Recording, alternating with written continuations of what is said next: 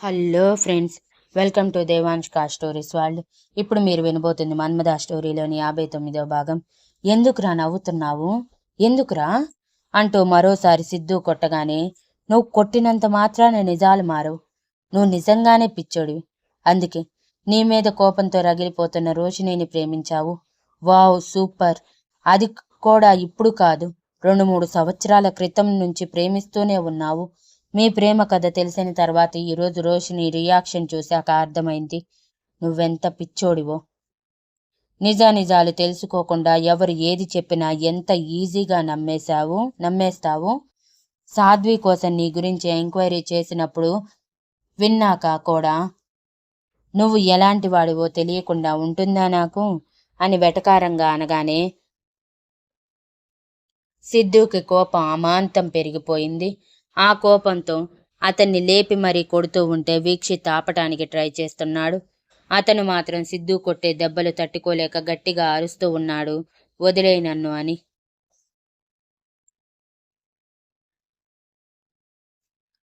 వీక్షిత్ కష్టంగా సిద్ధుని వెనక్కి లాగి, చంపేస్తావా వాడిని, చంపేస్తావా?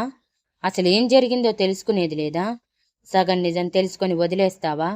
వీడి వల్ల మనకెంత ఉపయోగం ఉందో తెలియదా నీకు అని అరిచాడు వీక్షిత్ సిద్ధుని ఆపటానికి ట్రై చేస్తూ. ఏం ఉపయోగం ఉందిరా వీడి వల్ల అని సిద్ధు అరుస్తూ ఉంటే, వీడి ద్వారా ఆ రోషిని మనసులో ఏముందో తెలుసుకోవచ్చు బావా. ఎందుకు నువ్వు హైపర్ అవుతావు? వీడిని గ్రిప్లో పెట్టుకుంటే మనకి చాలా బాగా ఉపయోగపడతాడు అని అంటే సిద్ధు కోపాన్ని అణుస్తూ, కానీ వీడి చూపు నాకు నచ్చలేదు. నా సాధ్వి వైపు వీడి వంకరగా చూస్తున్నాడు. ఇప్పటికీ చూసావా వాడి కళ్ళల్లో నా కోసం కోపం అని అంటుంటే వీక్షిత్ కూడా అది గమనించి వెటకారంగా నవ్వుతూ, ఏరా ఇంకా మా బావ మీద కోపంగా ఉందా? ఇంత కోటింగ్ తర్వాత కూడా ఏం బ్రతకాలని లేదా? నిన్ను చంపి కనిపించకుండా చేసినా అడిగే దిక్కు కూడా లేదు, తెలియదా నీకు అని అనగానే వాడు అప్పుడు భయపడుతూ, నో సార్, నన్నేమీ చేయకండి. మా అమ్మా నాన్నలకు ఒక్కడే కొడుకుని. సాధ్వి మీద ఉన్న పిచ్చితో తనని దక్కించుకోవడానికి ప్రయత్నిస్తున్నానే కానీ మీ గురించి తక్కువ అంచనా వేయాలని లేదా ఇంకేదో చెయ్యాలనో కాదు సార్.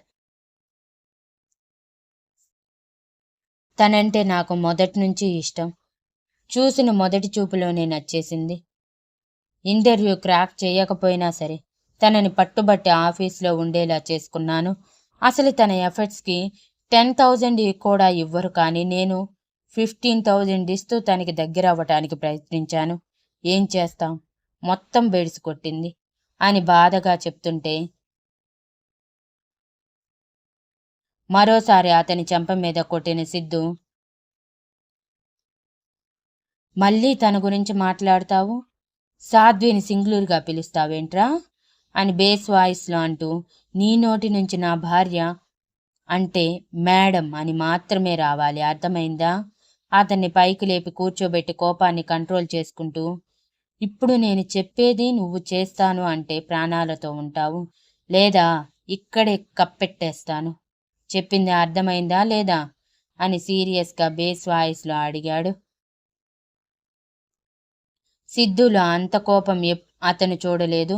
తనకి తెలిసినంత వరకు సిద్ధు చాలా శాంతమూర్తి.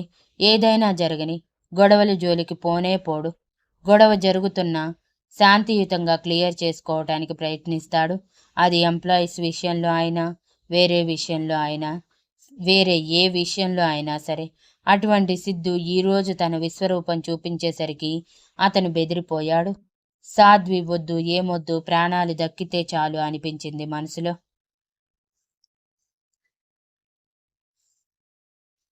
ఇక వీక్షిత్కి ఆల్రెడీ సిద్ధు బిహేవియర్ తెలిసే ఉండటంతో పెద్దగా పట్టించుకోకుండా, చెప్పరా, మేము చెప్పినట్టు వింటావా లేదా చస్తావా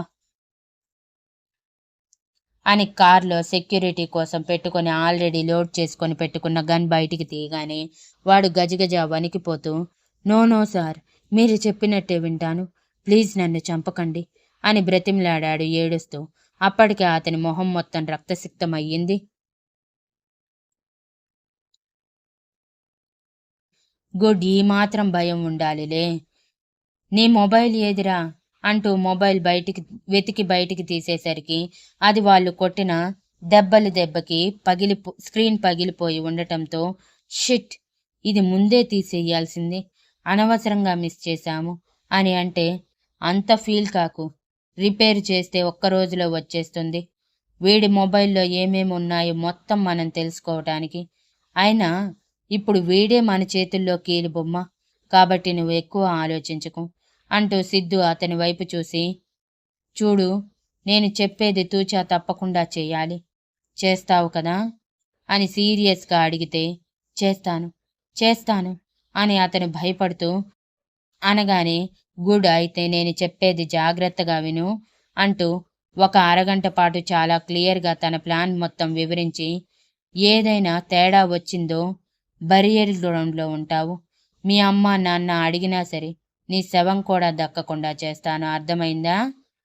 అండ్ అనుక్షణం నీ మీద మా నిఘా ఉంటుంది. పొరపాటున మా తోక జాడించాలని, ఆ రోషినికి ఏదైనా చెప్పాలని ప్రయత్నించావని కానీ తెలిసిందో, నీతో పాటు నీ ఫ్యామిలీ కూడా పోతారు. నా ఫ్యామిలీ జోలికి వస్తే నేనెంత దూరం వెళ్తాను నీ విషయంలోనే చూస్తారు అని సీరియస్గా చెప్పగానే,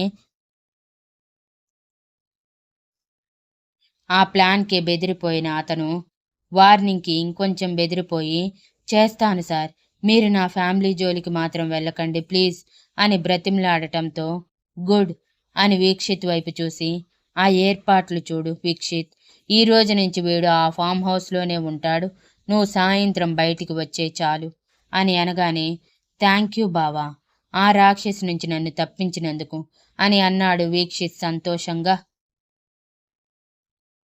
సిద్ధు వీక్షిత్ వైపు చూసి ఒక నవ్వు విసిరి, సరేలే, ఫస్ట్ ఎయిడ్ బాక్స్ తీసుకురా, మనోడికి ఫస్ట్ ఎయిడ్ చేద్దాం మనమే అని వెటకారంగా అనగానే, నువ్వింకా రివెంజ్ మోడ్లోనే ఉన్నావా బావా? సరే, నీ ఇష్టం, నేనెందుకు కాదంటాను అంటూ ఆ ఫామ్ హౌస్లో ఉన్న ఫస్ట్ ఎయిడ్ బాక్స్ తీసుకువచ్చి ఇవ్వగానే, అతను మళ్ళీ ఏం చేస్తాడో ఏమో అని కొంచెం భయపడుతూ, సార్ ప్లీజ్ నన్ను వదిలేస్తే నేను డాక్టర్ దగ్గరికి వెళ్ళి ట్రీట్మెంట్ చేయించుకుంటాను సార్, వదిలేయచ్చు కదా అని దీనంగా అడిగాడు.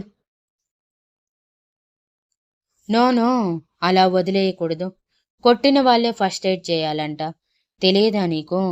నేనైతే ఈ ఫార్ములా బాగా యూస్ చేస్తాను తెలుసా, సో నా ట్రీట్మెంట్ ఒకసారి చూడు, నీకు బాగా నచ్చేస్తుంది అంటూ టించర్ తీసి పెదవుల దగ్గర ఆయన గాయం మీద గట్టిగా ఒత్తి పెట్టగానే నొప్పికి గట్టిగా అరిచాడు అతను. చేతులు ఇంకా కట్టేసి ఉండటంతో వెనక్కి తోయలేడు, అలా అని అలానే భరించలేడు. ఏం చేయలేక ఏడుస్తూ ఉంటే సిద్ధు క్రూయల్గా నవ్వుకుంటూ, ఈ మాత్రానికే అంటూ అతని బాడీ మీద ఉన్న దెబ్బలన్నిటికీ అలానే టించర్ పూసి కొంచెం గట్టిగానే మందు రాసి కట్టాడు. అప్పుడు తీశాడు అతని చేతులకి కట్టిన కట్టులు. చేతులకి కట్లు తీయటమే అతను గట్టిగా ఏడుస్తూ ఉంటే సిద్ధు నవ్వుతూ, ఇంకొకసారి నా సాధ్వి గురించి పొరపాటునైనా ఆలోచిస్తావా అని అంటే,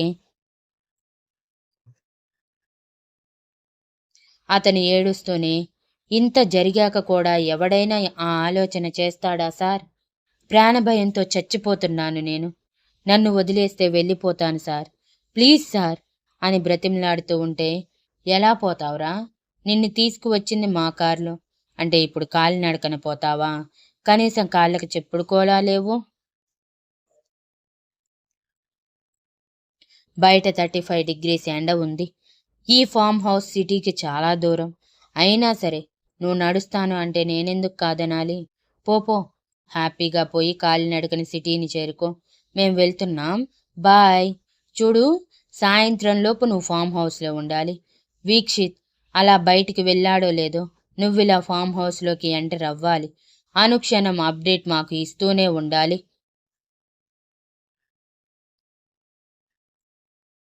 అది మర్చిపోయి పిచ్చి పిచ్చి వేషాలు వేస్తే తెలుసు కదా ఏం చేస్తానో అని వీక్షిత్ చేతిలో ఉన్న గన్ తీసుకోగానే, తెలుసు సార్, పొరపాటున కూడా మీరు చెప్పినట్టు చేయకుండా ఉండను, అనుక్షణం మీకు కాంటాక్ట్లోనే ఉంటాను, నన్ను బ్రతకనివ్వండి సార్ అని ఏడుస్తూ చేతులు జోడించగానే, పర్వాలేదురా, బాగానే ఆలోచిస్తున్నావు. మంచిది. ఇలాంటి ఆలోచనలు ఉంటే బ్రతికిపోతావు అని అతని భుజం మీద జస్ట్ తట్టినట్టు కొట్టాడు. ఆ మాత్రానికి అతను కెవ్వున అరిచాడు. సిద్ధు కొట్టిన దెబ్బలు అంత గట్టిగా ఉన్నాయి, బయటికి కనిపించట్లేదు, కానీ లోపల ఎముకలు నుజ్జు నుజ్జు అయినంత నొప్పి వస్తుంది. కానీ ఏం చేయగలడు, నోరు మూసుకొని ఉండటానికి మించి. అందుకే నోరు మూసుకొని ఉన్నాడు. ఇక సిద్ధు, వీక్షిత్ ఇద్దరూ కూడా తనని అలానే వదిలేసి వచ్చేశారు.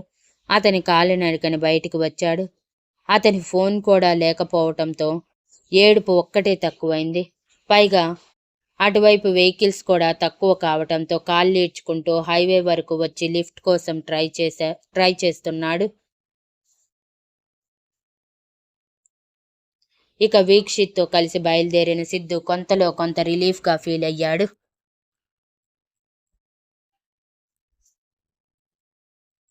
వీక్షిత్ మాత్రం అదేదో పెద్ద ప్లాన్లోనే వచ్చిందిరా, ఇన్నాళ్ళు నువ్వు తెలుసుకోలేకపోయావు. నిజంగా వాడు నిన్ను చూసి నవ్వటంలో తప్పులేదు. ఎంతో తెలివిగా ప్రతి విషయంలో ఆలోచించే నువ్వు దాని విషయంలో ఎందుకు ఆలోచించలేకపోయావు అని అడిగితే సిద్ధు విసుగ్గా, ఏం చేయమంటావురా, ఇండియా వచ్చాక కూడా పిచ్చిదానిలా నా వెనకే తిరుగుతూ ఉంటే నిజంగా ప్రేమించిందేమో అనుకున్నాను. అయినా అది మనకి కాలేజ్ డేస్ నుంచి తెలుసు కాబట్టి దాని మీద ఎలా అనుమానం వస్తుంది? నువ్వే చెప్పు. ఏనాడు నేనంటే ఇష్టం లేనట్టు బిహేవ్ చేసింది లేదు. పైగా మోడలింగ్లో టాప్ ప్లేస్కి వెళ్ళి తనకంటూ ఒక గుర్తింపు తెచ్చుకుని లగ్జరీ లైఫ్ కావాలి అన్నట్టు బిహేవ్ చేసింది తెలుసా. బహుశా మనీ కోసం ప్రేమిస్తుందేమో అనుకుని నేను కూడా పెద్దగా పట్టించుకోలేదు. ఏదో ఒకటి, నా కోసం అంత పిచ్చిగా ఎదురు చూస్తున్నప్పుడు ఒక ఛాన్స్ ఇస్తే తప్పేముందని ఛాన్స్ ఇచ్చాను అంతే అని అనగానే, బాగా చెప్పావురా, ఛాన్స్ ఇచ్చానని. ఆ ఛాన్స్ ఈరోజు ఎంత బాధ పెడుతుందో చూసావా అని అంటే, నా కర్మ, ఫాస్ట్ కల్చర్ ఎలా ఉంటుందో ట్రై చేద్దాం అనుకున్నందుకు ఇలా ఏడ్చింది. సరేలే, ఇప్పటికైనా నిజం తెలిసింది కదా, ఇప్పటి నుంచి జాగ్రత్తగా హ్యాండిల్ చేస్తే సరిపోతుందిలే. దాని గురించి మాట్లాడకు, నాకు కోపం వస్తుంది అని స్పీడ్ రైజ్ చేయగానే సరే సరే అంటూ వీక్షిత్ సైలెంట్ అయ్యాడు. కానీ మనసులో మాత్రం, రోషిని ఇంత పక్కా ప్లాన్తో వీడి లైఫ్లోకి వచ్చి ఇన్నేళ్ళు ఎందుకు ఆగింది? వీడి విషయంలో ఏం అర్థం కావట్లేదు. అసలు దాని ప్లాన్ ఏంటి? ఏం చెయ్యాలనుకుంటుంది? సిద్ధు మీద ఇంత కోపం ఎందుకు? సిద్ధు మీద మాత్రమేనా, సిద్ధు ఫ్యామిలీ మీద కూడానా? వీళ్ళ వల్ల దానికేం నష్టం జరిగింది? నాకు తెలిసినంత వరకు వీడెవరికి ఏ అన్యాయం చేసే టైప్ కాదే అని ఆలోచిస్తూ ఉండిపోయాడు. Thank you for listening and please like, share, comment and subscribe.